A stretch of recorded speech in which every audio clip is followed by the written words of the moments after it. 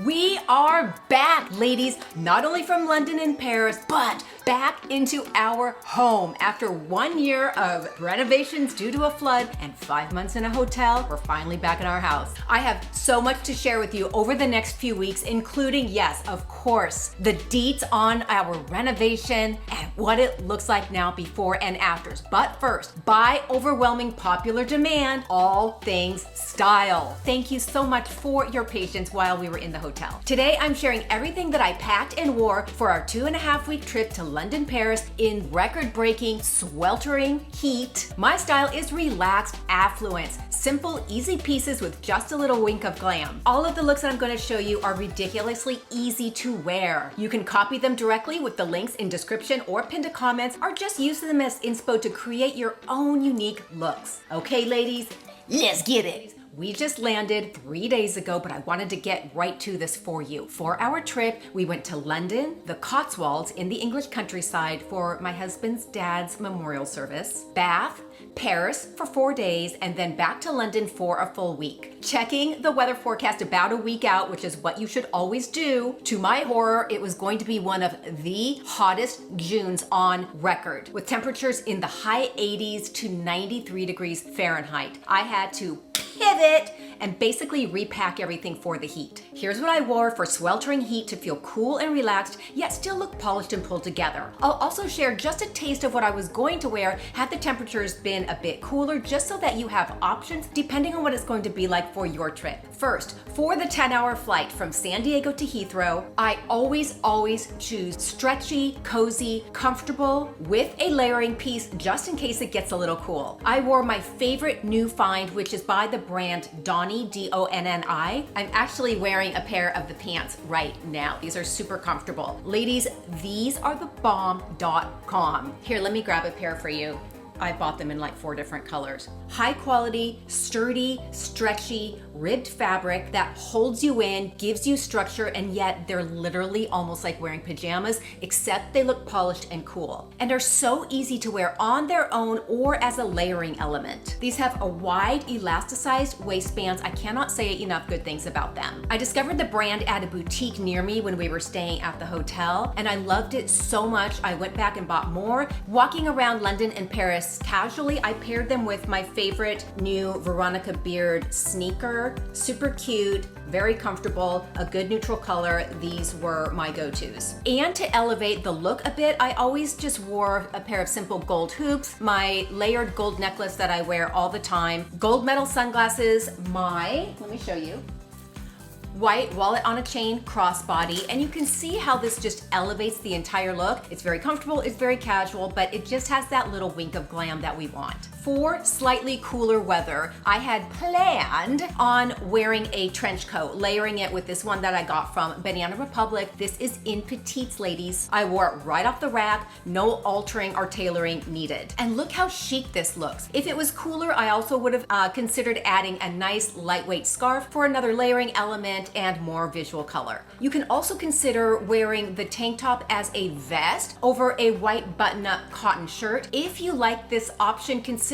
sizing up 1 or 2 just to give yourself enough room for the shirt, or mix and match them within each other or with other pieces in your suitcase. Okay, let's talk about shoes for London and Paris. This is, in my opinion, one of the most important considerations because shoes are twofold. One, it makes or breaks your look, but you've got to be comfortable walking around those cobblestone streets, right? Ladies, whether London or Paris, it is all about chic sneakers. Hard stop. 90% of the women walking around London and Paris were wearing polished, sporty, low-profile sneakers. And needless to say, they just look effortlessly cool and comfortable. The other 9.5% were wearing a chic flat or a comfortable Mary Jane shoe. The other 0.5% were clearly tourists who had in their mind, I'm guessing, that they wanted to look very London fancy chic, and they chose to wear a heel walking around during the day. Don't do that, ladies. You are going to look funny, you are going to feel funny, you're going to be ridiculously uncomfortable, and with all of the uneven pavement and cobblestone streets, it is just an accident waiting to happen. Outfits in London and Paris. Almost without exception, women were all wearing breezy summer dresses, whether they were to the knee or maxi dresses, or wore a breezy, lightweight, wide leg, relaxed trouser, and coordinating shirt. The key was breezy, lightweight, effortless, with a pair of chic sneakers. That was what everybody was wearing. I brought the same dress in 3 different colors. Let me show you. You're gonna laugh. These babies, tan, teal green, and navy. And can I tell you, I wore these babies into the ground, looking relaxed, polished, and amazing every single time. For hot, hot weather, I want, and I'll bet you do too, easy, breezy, one-piece dressing that's simple, breathable, and polished with little to no effort. This is it, ladies, and wait for it, $43 on Amazon.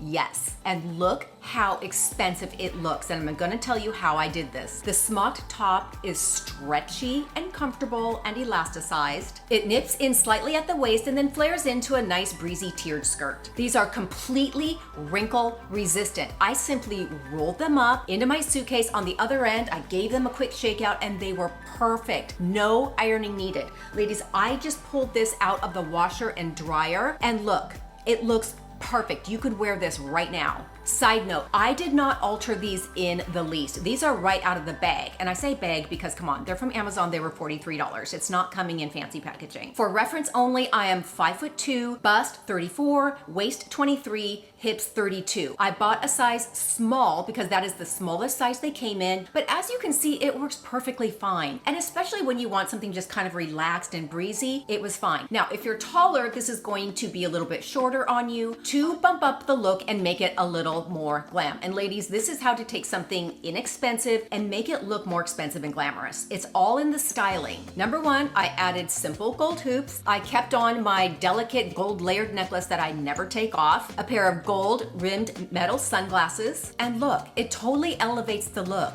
That's what a gold metallic will do. That's why it looks more expensive. I also pulled my hair back neatly to give it more of a classic chic look, and you're done. Sometimes I added a skinny belt with gold hardware just if I wanted a different look, to bump it up in a different way, and maybe to emphasize my waist just a bit more. If you're going to do something like this, I would highly recommend keeping your shoes very neutral. You don't want a shoe that's going to draw attention because it's going to compete with the belt and it's going to kind of cut you off. I actually wore this dress in navy when we went to see The Lion King. Ladies, London theater, fortunately or unfortunately, is actually fairly casual, and I think that's the same in New York nowadays too. People just don't seem to dress up the way they used to. So my point is, wearing something like this to a matinee, or you could honestly probably get away with it for evening as well, works great. For more coverage or visual interest, you can certainly consider wrapping or draping a lightweight sweater over your shoulders. What shoes to wear with a dress like this? You really have your choice. I wore either a sneaker,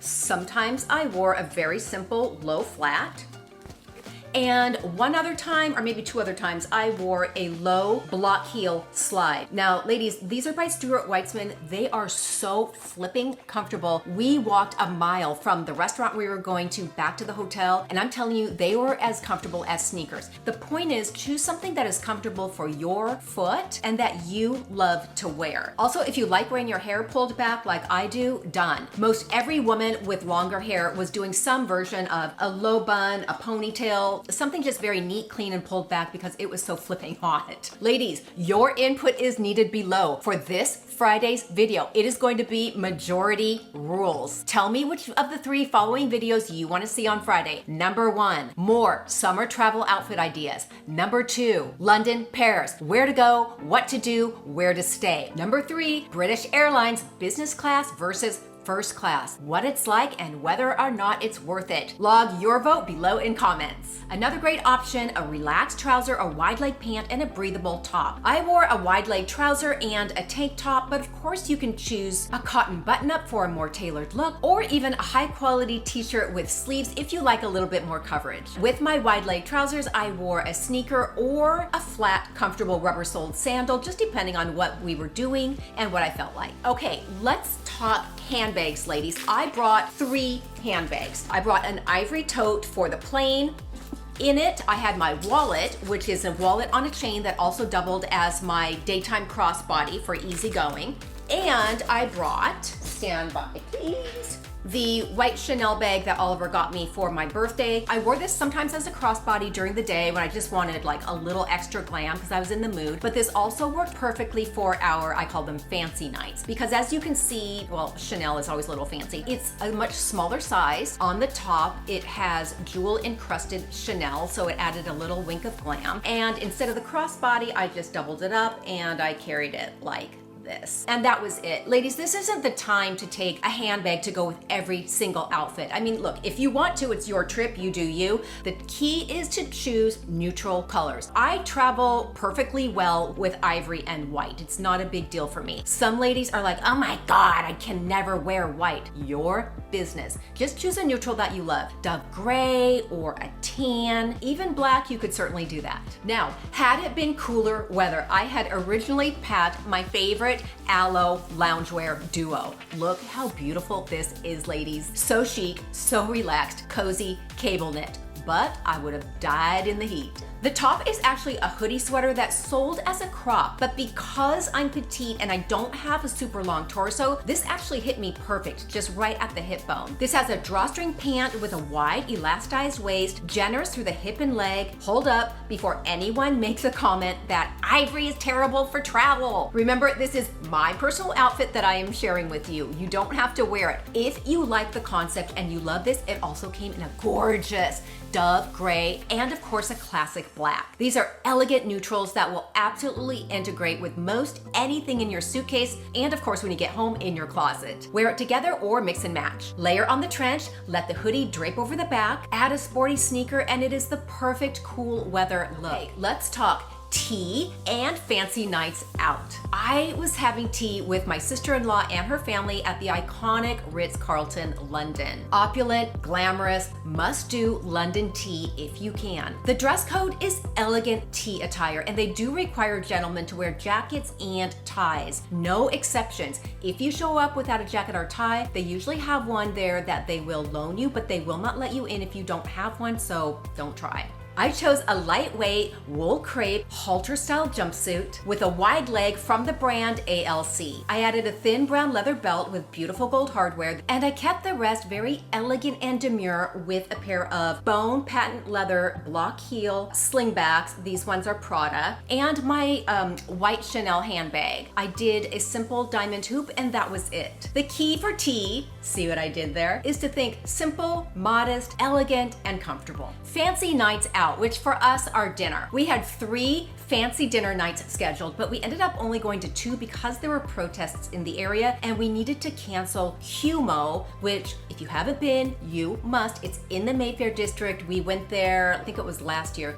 It is outstanding. The service is outstanding. The food is delicious, and it is just a cool, sexy, dark, vibey kind of sushi fusion place. It's a must. First was dinner at Gaia, a chic Mediterranean restaurant in the Mayfair district that is very similar to Avra Beverly Hills, one of our favorite haunts when we're up in the Beverly Hills area. I wore this gorgeous one-shoulder red bodysuit with a built-in drape cape, because I'm a cape crusader, a streamlined black wool crepe slack, an ankle boot, this is the one I wore, and my white Chanel. Ladies, a word on this ankle boot because I know somebody's going to ask. I knew that we were not going to be walking. We have a driver that transports us on what I call fancy nights. So we were being dropped off to see Wicked for a matinee. So yes, I was a little, I was very overdressed for the matinee, but I would rather overdress for the matinee and look cute for dinner than be underdressed for dinner. You know what I'm saying? For me, I like to have a little bit of a heel because my husband is 6'3", and I just like to,